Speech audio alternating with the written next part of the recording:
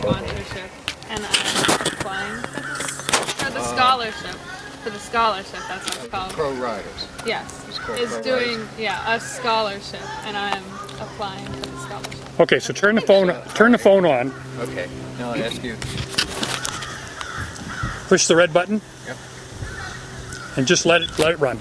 Hi, I'm James with Triple Crown Feeds, and I'm here with Mackenzie Kurtz, who is a 3-day eventer, and she's going to tell us a little bit about how this pro sponsorship series works that she's a part of.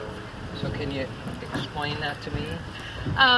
The scholarship is there's scouts that come to like 3 different events, and they score you on your like sportsmanship and how well you ride, and just a bunch of things play into the overall score you get, and then the person with the highest score will get a scholarship for a week to train with. I think there's 3 eventers, and so it's a really good opportunity if you do well enough in it.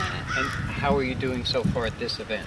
I rode dressage so far, and I got a 30, and I'm happy with it, and I'm in second so far, and so there's like, I feel like there's a lot of pressure. There is a lot of pressure. And I think there's like 2 or 3 points between me and first, and so I'm going to try to do well and keep all my rails up, and I'm really happy with the horse that I'm riding because I've only been riding him for a little while, and so I'm happy with my dressage test score. You should be.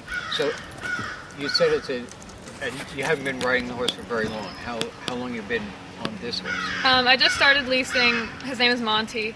I just started leasing him about maybe 3 weeks ago, and so I've only been riding him for 3 weeks, and so it's definitely a big change. The horse that I have, that's my own horse, is very different. She doesn't like eventing very much at all, and so to get on Monty, and he's very straightforward, and he's done higher level events, it's hard for me to get on and just like trust him, because my own horse has kind of like broken my trust, and so I need to get on and tell myself like, he has done this before, like you're gonna live, you're gonna go over all the fences, and so it's just very different for me.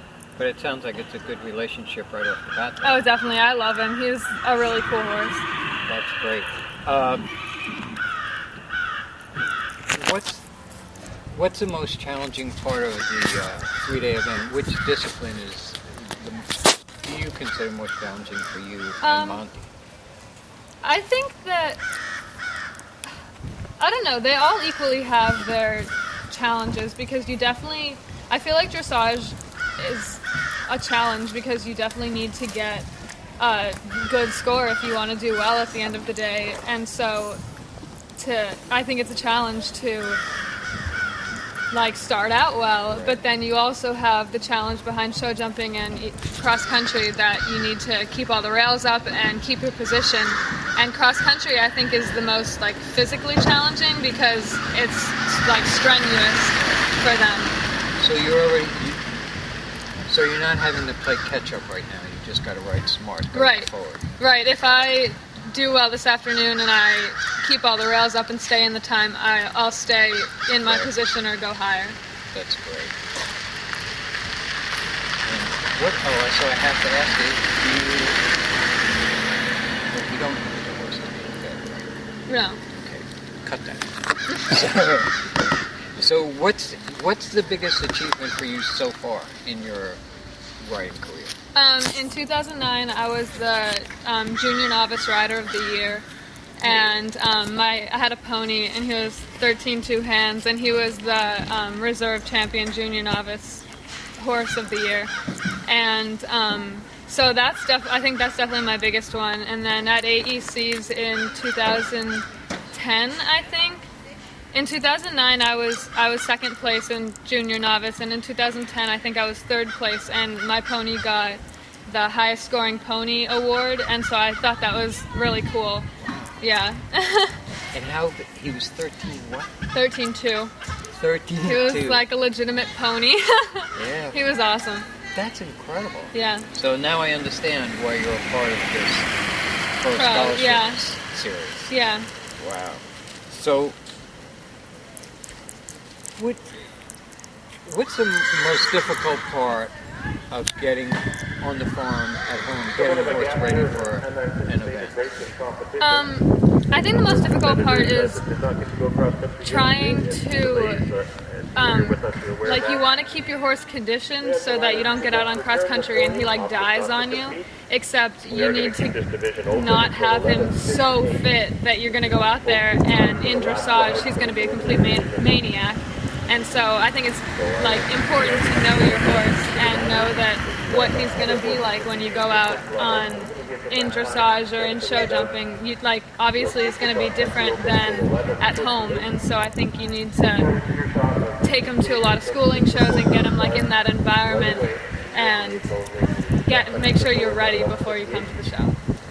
I think that's why so many eventers use a Triple Crown product, because they're high in fat and low in starch.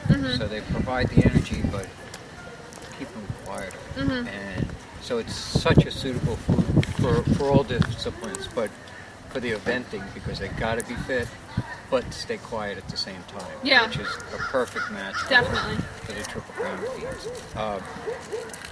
So with all that you've already accomplished, what's your like immediate future goal?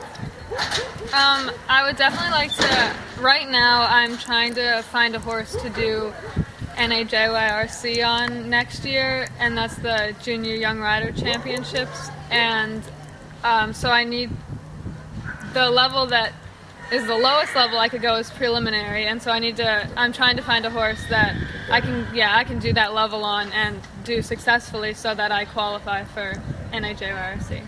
And the immediate goal is to do well here today. Right, that would be that would be the ultimate goal. One day at a time, but you're already, on your way.